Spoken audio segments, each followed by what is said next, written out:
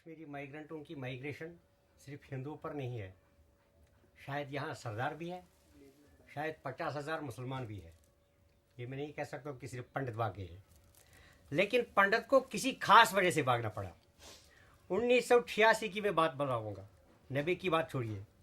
जहाँ पर हम ये कह रहे हैं कि कश्मीर में परंपरा थी, वहाँ भाईचारा था, मैं मानता हूँ। पता नहीं किस ज़माने में महजूर साहब हुआ करते थे, रसूल मीर हुआ करता था, उनके पास कुछ भाईचारा था। ये मैं नहीं कह सकता हूँ कि उसमें क्या राज था, लेकिन जब से मेरे होश संभाला है 1947 से आगे मैंने कुछ भाईचारा देखा नहीं है।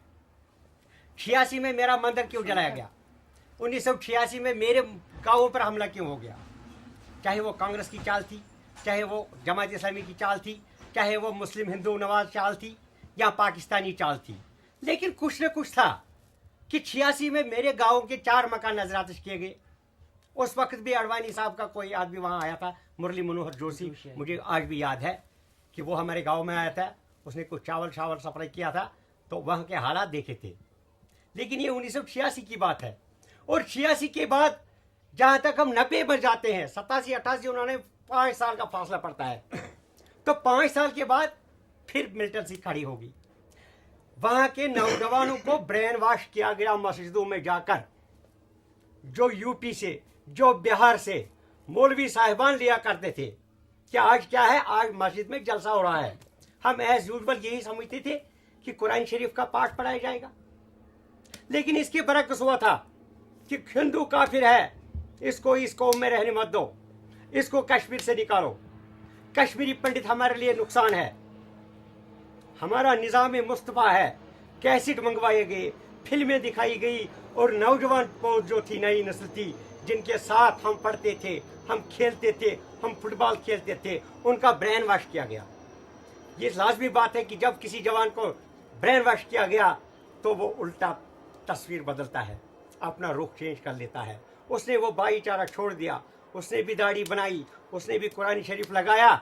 लेकिन जहाँ तक कुरान शरीफ, कुरान करीम का ताल्लुक है, अगर गौर से देखा जाएगा तो इसकी तालीम जो है वो किसी दूसरे मजहब पर हमला नहीं कर सकते हैं, किसी का हक नहीं छीनते हैं। लेकिन हुआ इसके बरक्स, क्योंकि उसको तालीम से कोई मतलब नहीं था, उनको उग्रवाद से था, उनको आतंकवाद चलाना था, उनको कश्मीरी पंडित को मिटाना था।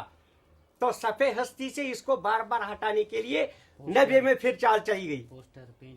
जहाँ तक कश्मीरियत की सवाल है, मुझे बताओ 65 में, 86 में, 47 में, 71 में कब था भाईचारा, कब हिंदू की रक्षा की गई, चाहे सरकारी सतह पर, चाहे प्राइवेट सतह पर? मैंने देखा नहीं।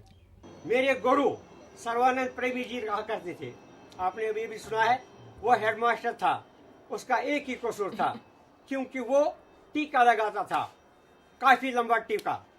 कश्मीर में हिंदू रहकर हमने कभी टीका नहीं किया, हम गाड़ी चलते थे, टीका मिटाते थे, ये भाईचारा था। हम गाड़ी में चलते थे, जनेऊ निकाल के, ये भाईचारा था। हम गाड़ी में चढ़ते थे, ये नहीं बताते हैं हम हिंदू है, ये भाईचारा था। और इसी भाईचारे के नाम पर सर्वानंद प्रेमी को गोली मार दी गई, घर जाकर उसके बेटे को कत्ल किया गया। आज इसी बेटे को, इसी की माँ को मैं बताऊंगा कि आपको वापस उधर को करना जाना है, क्या वो जा सकेगी? क्या करेगा मन उस बजाज लड़की की जो 7-8 बरस की थी, जिसके मम्मी डैडी को उन्होंने हवाकजल रोड पर मार दिया उसके घर में?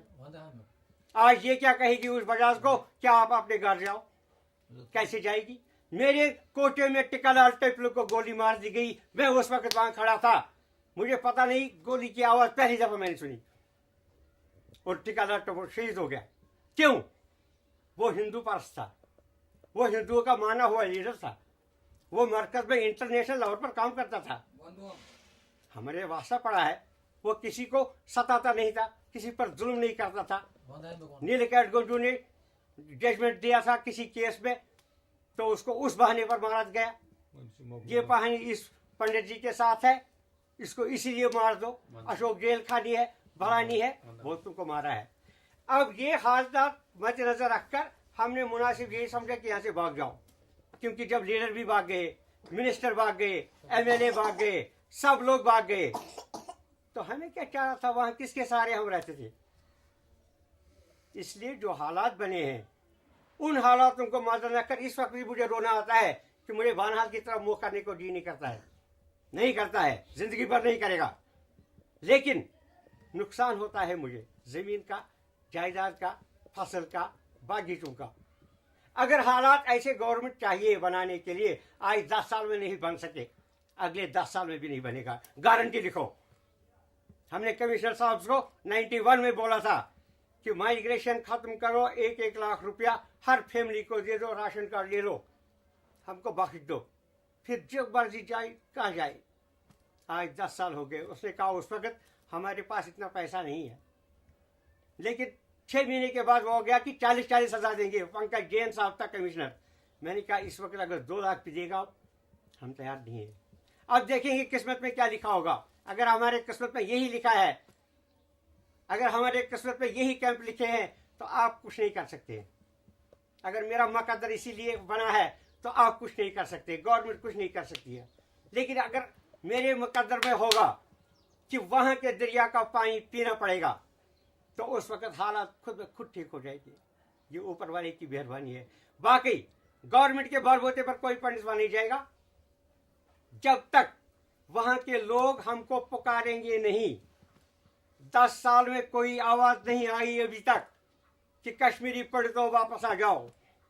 10 साल में हमारे 10 घर भी यहाँ नहीं आ गए कि भाई अब बहुत हो गया है, अब आपको कोई फिक्र नहीं है, अब चले जाइए अपने घर। लेकिन ऐसा कोई बंदा हमको अभी तक मिला नहीं।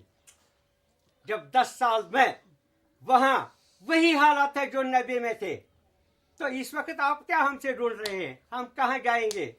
हमें पीछे भी दरिया दिखाई देता है, आगे भी दरिया, जहां भी डूबना है आगे भी डूबना है। क्योंकि यहाँ के जाकर अगर कल को 2 साल 4 साल के बाद फिर मुझे ये सोचना है कि न रोजगार है, न दुकान रहा, न मकान रहा, न जमीन रही, न नौकरी है, न कुछ है, क्या खाएंगे वहां, क्या करेंगे वहां? कौन सी पॉलिसी है गवर्नमेंट के लिए, हमारे लिए? हमारे पास टाइम नहीं है, वरना मैं मरकजी सरकार को ये समझा देता कि कश्मीर के मेरे कंधे पर 2 सितारा रखो, 6 महीने के लिए मुझे कश्मीर भेज दो, फुल फ्लाइड, कसम से 6 महीने में हालात ठीक कर दूंगा। ये नहीं है अजहर मोहम्मद को 490 में उसको पकड़ा गया है, 699 में फिर छोड़ दिया गया। ये सरकार ऐसी नहीं चलेगी, ऐसे काम नहीं चलता है। और अपने साथ 3 बंदूकों ले गया, 25 करोड़ रुपए का घाटा दिया गया। क्या फायदा था? क्या सरकार है ये? सरकार कोई गवर्नमेंट एक्शन में आ गई। कश्मीर में कहते हैं तो उदय अशरफ क्या तक गवर्नमेंट जब काम करना चाहेगी तो वो 24 घंटे में कर सकती है। अगर गवर्नमेंट नहीं चाहेगी तो 10 साल में भी नहीं हो सकता है। हमने डीसी अनंतनाग साहब से सवाल किया था, वहाँ क्या था, गवर्नमेंट नहीं चाहती है आपको यहाँ लाने के लिए। कश्मीर में ऐसे लोग हमने एमएलए साहब को बोला था